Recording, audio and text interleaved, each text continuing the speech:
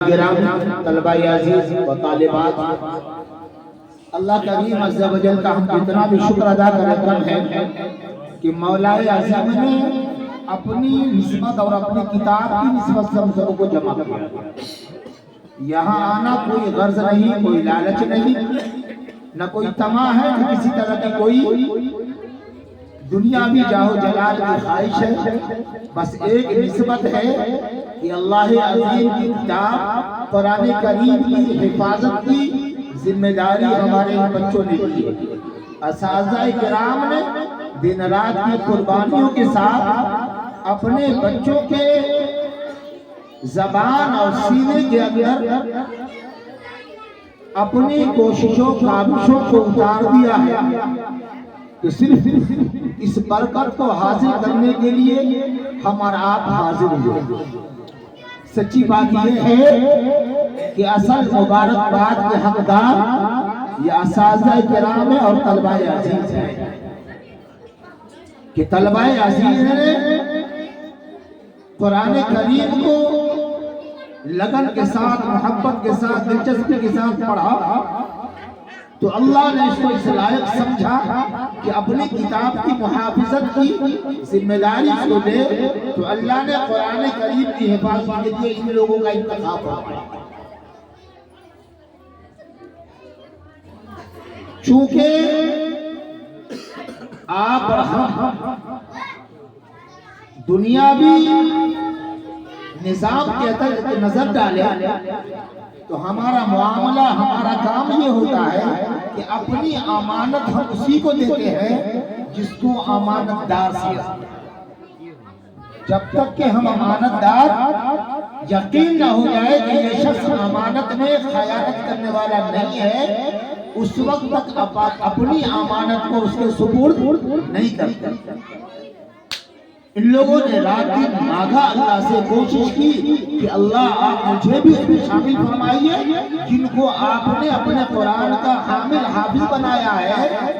اے اللہ مجھے بھی ان لوگوں میں شمار کیجیے۔ تو اللہ نے ترس کھایا اور اپنی کتاب کا حامل، اپنی کتاب کا محافظ ان بچوں کو بنایا۔ اب ایک بات بچوں سے یاد کرنی ہے، بیٹا اے بابو، میں آپ سے ہی ملنے آیا ہوں، آپ سے بات کرنے آیا ہوں، اور آپ اپنے میں بات کریں گے تو پھر مجھے کہاں اچھا لگے گا؟ جی میں آپ سے ملنے آیا ہوں بیٹا، آپ سے بات کرنے آیا ہوں۔ بچوں سے ایک بات یاد کرنی ہے بیٹا، ایک یاد کرنا ہوتا ہے اور ایک اس کی حفاظت ہوتی ہے۔ کوئی سامان کسی کو دے دے، جیسے اللہ نے آپ کو دیا، اِنَّا عَرَضْنَا الْأَمَانَةَ عَلَى السَّمَاوَاتِ، اللہ نے اپنی کتاب کو، اپنے قرآن کو امانت قرار دیا کہ میری امانت ہے۔ اب فارسی کا بڑا مشہور مقولہ ہے، امانت در خیانت، کہ کسی کی امانت میں، جو امانت میرے پاس ہو اس پہ خیانت مت کرو۔ تو اللہ کی امانت ہے، اللہ نے کہا میں نے اپنی امانت آسمان کے سامنے رکھا، آسمان نے بھی لینے سے انکار کیا، زمین کے ساتھ پاس رکھا، اس نے بھی لینے سے انکار کر دیا، پہاڑوں کے ساتھ اللہ نے بات چیت کی کہ تم اس کے اہل بن جاؤ، میری امانت کو رکھو، پہاڑ نے بھی انکار کر دیا۔ وَحَمَلَهُ الْإِنسَانُ، پھر اللہ تعالیٰ نے انسان کو اس کا حامل بنایا، متحمل بنایا، اس لائق بنایا، بلکہ یہ کہا جائے کہ اللہ نے اپنی امانت کی حفاظت کے لائق بنایا انسان کو۔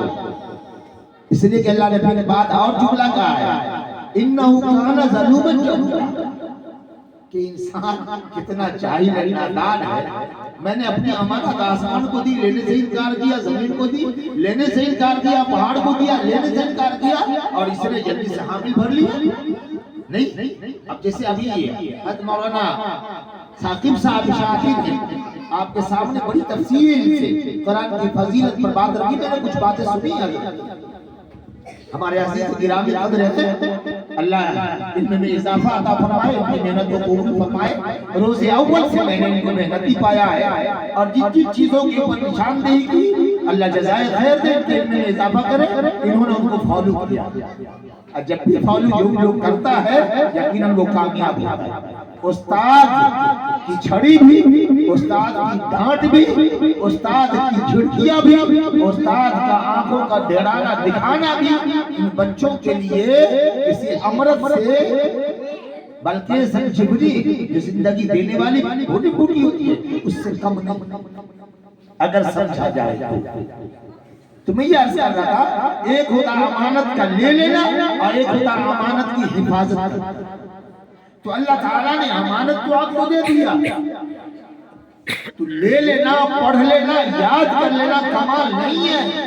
اصل کی اس کی حفاظت، اس کو باقی رکھنا کمال کہ اس میں خیانت نہ ہو، اس میں کمی بیشی نہ ہو. کمی بیشی کا کیا مطلب؟ قل واللہ احد پڑھنا ہے تو اس کے اندر قل واللہ احد اور بھی کچھ ملا دیں گے یہ ہو گیا اضافہ، یا گھٹا دیں گے یہ ہو گیا کمی. نہیں، اس کا مطلب یہ ہے کہ قرآن جس طرح آپ نے یاد کیا ہے اس کو باقی رکھنا امانت کی حفاظت ہے، اس کو بھلا دینا یہ خیانت،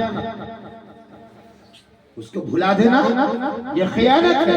لاپرواہی کرنا یہ خیانت ہے. قرآن کو پڑھنا چھوڑ دینا یہ خیانت ہے. اللہ نے آپ کو اس لائق سمجھا، آپ کے سینے کو قرآن کی حفاظت کے لیے قبول کیا، تو اب اس کی امانت داری یہ ہے کہ آپ بعین ہی اس کو باقی رکھیں. اب جب باقی رکھیں گے تو وہ حمل اہل انصار میں شامل ہیں.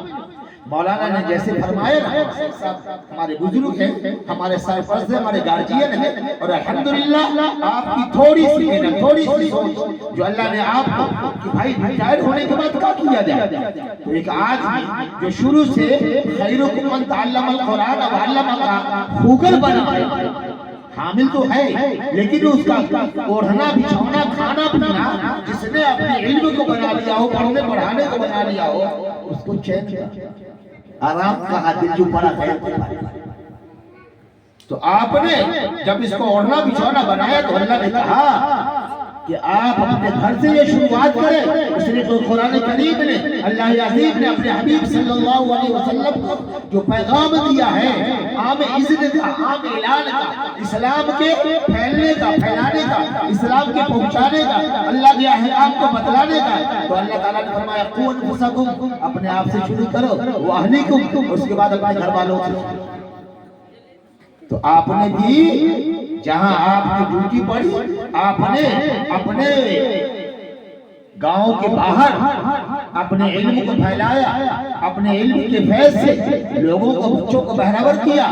پھر اللہ تعالیٰ نے کہا کہ میں کام تو تمہارے گھر سے، میں کام تمہارا تم سے گھر سے لوں گا، میں زائد نافع ہو، میں نافع بنا کر رہوں گا، اور آخری دن تک تم سے نفع ہمارے گاؤں کو ہونا ہے.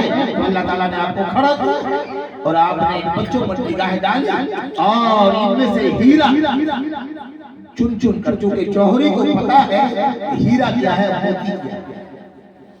بھلے ہیرے کی شکل موتی بھی ہیرا ہو، لیکن کھرا اور کھوٹا میں فرق تمیز کرنا جوہری کے علاوہ کوئی نہیں کرتا ہے. اللہ نے آپ کو شناسی عطا فرمائی تھی، وہ جوہر جو آپ جوہری بن کر ان موتیوں کو تلاش کیا ہے، جو ثاقب کی، صادق کی، احتشام کی اور دیگر جو اساتذہ کی شکل میں آپ نے ایک مالا بنا کر کے باقیات الصالحات کے حوالے کیا ہے، تاکہ یہ باقیات الصالحات کان عند ربک،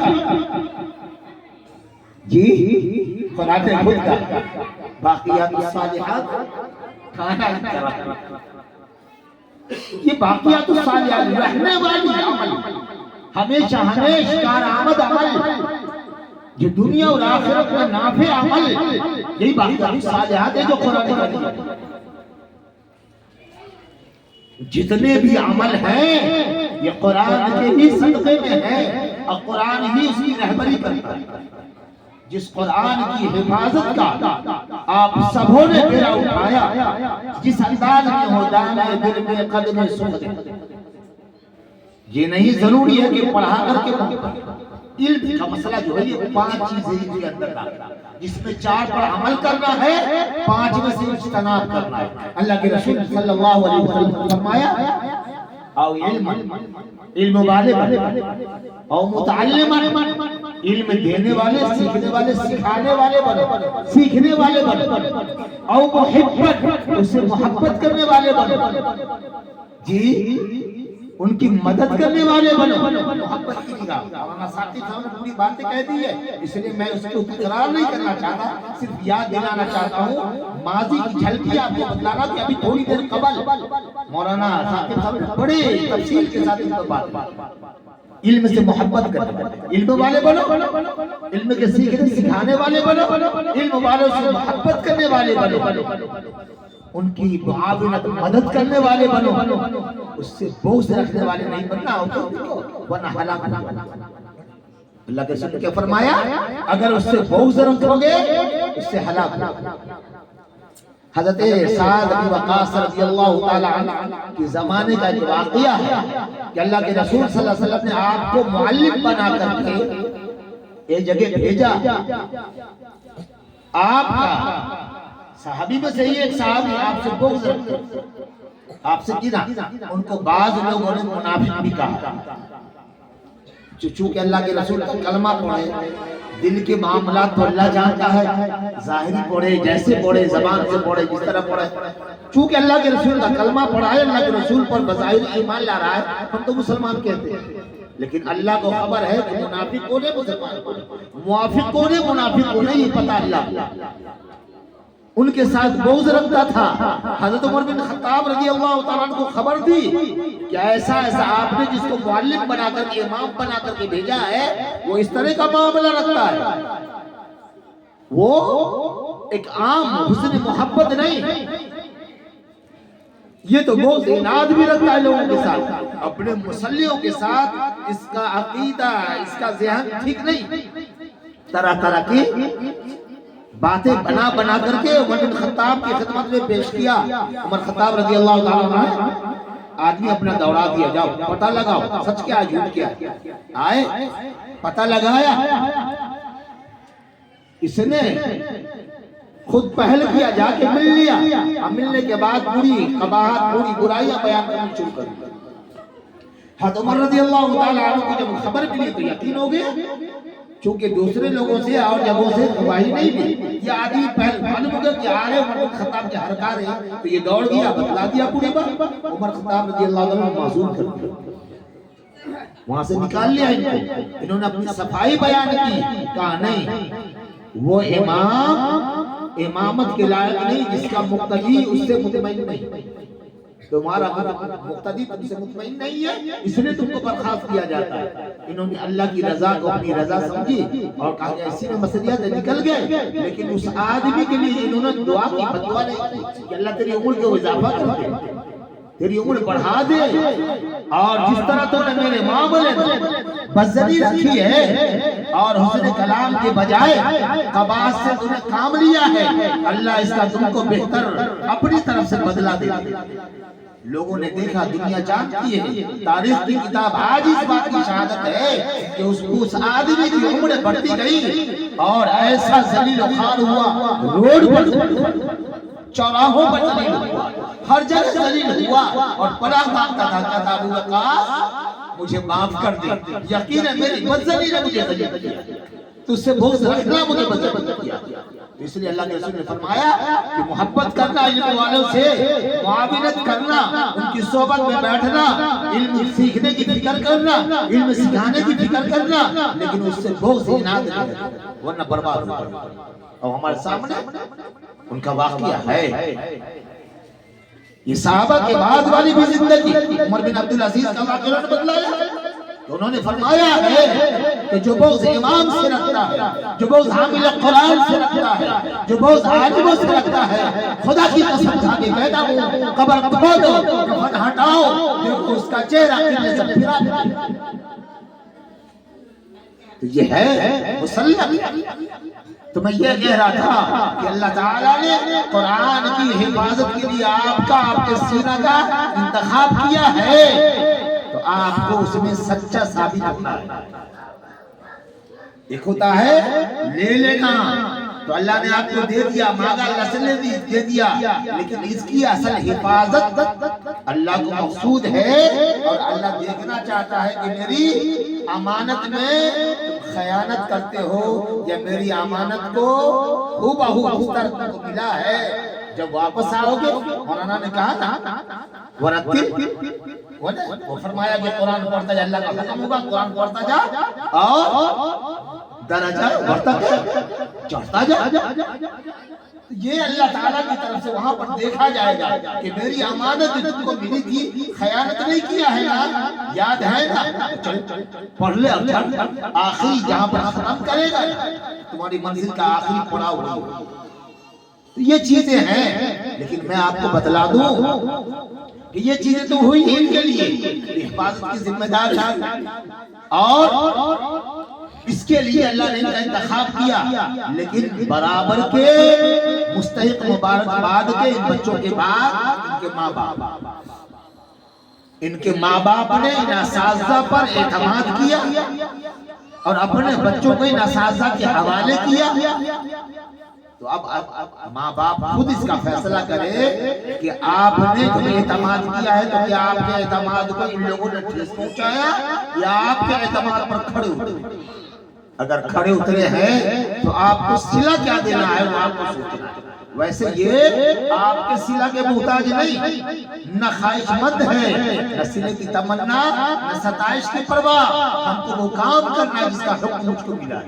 یہ آرزو کی تمنا، اور یہ داعیہ اپنے دل میں رکھ کے کام کرتے ہیں۔ صلے اور ستائش کی تمنا آرزو کے تحت کام نہیں کرتے۔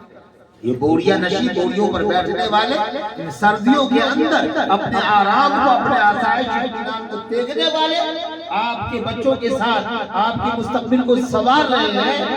اب آپ کے بچوں کے فیوچر کی فکر کے لیے بیٹھے ہیں، تو اب آپ کو کیا سوچنا ہے، کیا کرنا ہے، اس کے متعلق سنجیدگی سے آپ کو فیصلہ لینا ہے۔ آپ مبارکباد کے مستحق اس لیے نہیں ہے کہ آپ نے اپنے بچوں کو بھیجا قرآن کا حافظ بنا، نہیں، مبارکباد کے مستحق اصل میں یہ اساتذہ ہیں جنہوں نے آپ کو اپنے بچے کے ذریعے، بچے کے وسیلے کے صدقے سے اس لائق بنایا کہ آپ اللہ رب العزت کے دربار میں جہاں آدم سے ادم تک کے انسان ہوں گے، وہ آپ کو بلایا جائے گا، عظمت کا وہ تاج پہنایا جائے گا جس کی روشنی چاند اور سورج کی روشنی سے زیادہ ہوگی۔ اللہ کے رسول صلی اللہ علیہ وسلم نے ایک موقع پر فرمایا، کیا تم نہیں چاہتے ہو وہ چاند اور سورج تمہارے گھر میں چمکے؟ جس چاند اور سورج کو آسمان پر دیکھتے ہو، نہیں چاہتے ہو تمہارے گھر میں چمکے، تمہارے گھر میں طلوع ہو چاند اور سورج؟ یا رسول اللہ ضرور، کہا حافظ قرآن بن جاؤ، اپنے بچے کو قرآن کا حافظ بنا دو۔ یہ قرآن کا حافظ بنانا گویا کہ سورج کا گھر میں چمکانا، روشنی کا وفر لگنا، یہ تاج کے پہننے کے آپ مستحق بنے۔ اصل میں اس تاج کا مستحق تو یہ استاد ہے، لیکن استاد نے آپ کے بچوں کو حافظ بنا کر ان کے وسیلے سے آپ تاج کے مستحق ہوئے، تو بتلائیے مبارکباد کی زیادہ مستحق آپ ہیں یا استاد؟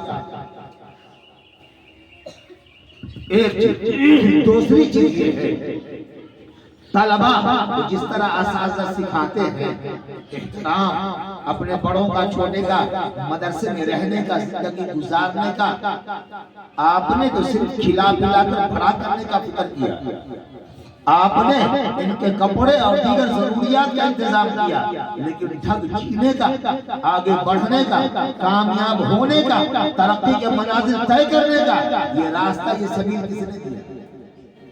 اصول ضابطہ جینے کا، باپ کا ادب، ماں کی محبت، آخر کس نے سکھلایا، کس نے بتلایا؟ آپ کا یہ بچہ اور وہ بچہ جو حافظ نہیں، آپ ہی کا بیٹا ہے، کنورٹ میں جا رہا ہے، اسکولوں میں جا رہا ہے، کیا دونوں میں آپ اپنے گھر میں تمیز نہیں کر پا رہے کہ یہ بچے آپ کے گھر جاتے ہیں تو کس انداز میں رہتے ہیں، اور وہ بچہ جو کنورٹ میں جا رہا ہے، اسکولوں میں جا رہا ہے، جو آپ خواہش رکھتے ہیں کہ یہ انجینئر ڈاکٹر بنے، وہ احترام وہ محبت جو باپ کو بیٹے سے ملنی چاہیے، جو ماں کو بیٹے سے ملنی چاہیے، کیا دونوں میں فرق ہے؟ اگر فرق ہے پھر آپ کو اس کا سارا، اس کا بدلہ کیا دینا وہ آپ کو سوچو۔ آخری بات جو مجھے کہہ دی ہے پیغام کے طور پر گڑھا بہادری کے لے جائیں، جو میں آپ کہنے جا رہا ہوں، آخری بات کہنے جا رہا ہوں، چونکہ وقت زیادہ ہو گیا ہے مجھے تفصیل میں نہیں جانے چاہیے۔ اجمالی طور پر میں نے وہی سے بات یاد دلائی ہے جہاں سے مولانا نے آپ کی جو بات آپ کے گوشے گزار کی۔ اللہ تعالیٰ نے حضرت یعقوب علیہ نبینا علیہ الصلوۃ والتسلیم جو نبی ہیں، یوسف علیہ السلام کے باپ ہیں، اسحاق علیہ السلام کے بیٹے ہیں، جی ابراہیم علیہ السلام کے پوتے ہیں، جس کا دادا نبی، جس کا باپ نبی، جس کا بیٹا نبی اور خود اپنے نبی، وہ کیا تمنا، کیا آرزو رکھ رہا ہے دنیا سے جا رہا ہے، آخری وقت ہے، زندگی کی آخری گھڑی گھن ہے، اب دم نکلنے کو، دم نکلنے کو ہے، ایسے میں اپنے بیٹے کو بلایا، اپنے تمام بیٹوں کو بلایا، 10-11 بیٹے تھے آپ کے پاس، آپ نے سب کو بلایا اور کہا ام کنتم شہداء اذ حضر یعقوب الموت۔ قرآن بڑا اچھا نقشہ کیا، قرآن کی بڑا اچھا یاد دلائی ہے، اس وقت تھے نہیں تھے۔ یہ جملہ کیوں آیا؟ اس لیے کہ جو آپ کے ماننے والے یہود و نصارہ ہیں وہ کہہ رہے ہیں کہ یعقوب علیہ السلام نے کوئی بات اپنے بیٹے سے کی نہیں کہی، نہیں بتلائی۔ تب اللہ تعالیٰ نے کہا تم تو تھے ہی نہیں، تم کو کیا معلوم کہ کہی کی نہیں کہی؟ میں تھا، میں رب ہوں، میں نے اپنے نبی سے کہلوایا۔ وصیت ہر باپ آخری وقت میں مرنے سے پہلے اپنے بچوں کے نام وصیت کرتا کہ نہیں کرتا؟ ارے بولے آپ بھی بولے، سمجھ نہیں آیا؟ آپ سن نہیں رہے یا صرف سو رہے؟ جی ہر باپ مرتے وقت، مرنے سے پہلے اپنے بچوں کو بلا کر کے وصیت نامہ لکھاتا ہے کہ نہیں لکھاتا؟ کہتا کہ نہیں کرتا ہے؟ کیا کرتا ہے آج کے دور کا باپ؟ کیا کہتا ہے؟ یہ بلڈنگ بیٹا تو لے لینا، یہ کوٹھی تو لے لینا، یہ گاڑی تو لے لینا، وہاں کا کھیت اس کو دے دینا اور یہاں کا کھیت اس کو دے دینا۔ یہی نا، یہی وصیت نامہ یا اور کچھ ہے؟ جی اس کے علاوہ تو کچھ نہیں کہا جاتا۔ گاڑی، بنگلہ، کوٹھی، مکان، یہی سب وصیت میں لکھا جاتا ہے۔ لیکن نبی ہے، خاندانی بھی نبی، خود بھی نبی، آپ کے آگے پیچھے سب نبی۔ کیا کہہ رہے ہیں؟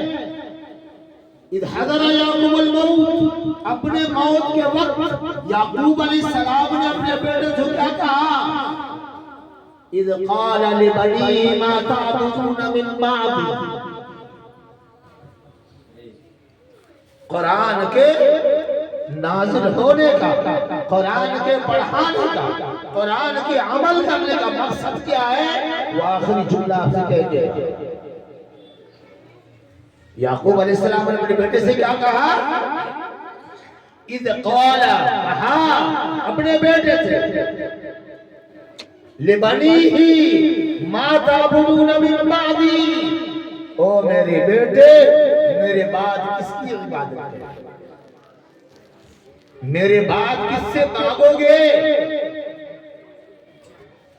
ایسا تو نہیں کہ میں نے تم کو جو راستہ بتلایا ہے اس راستے کے علاوہ بھی کوئی دوسرا راستہ ڈھونڈ لو گے؟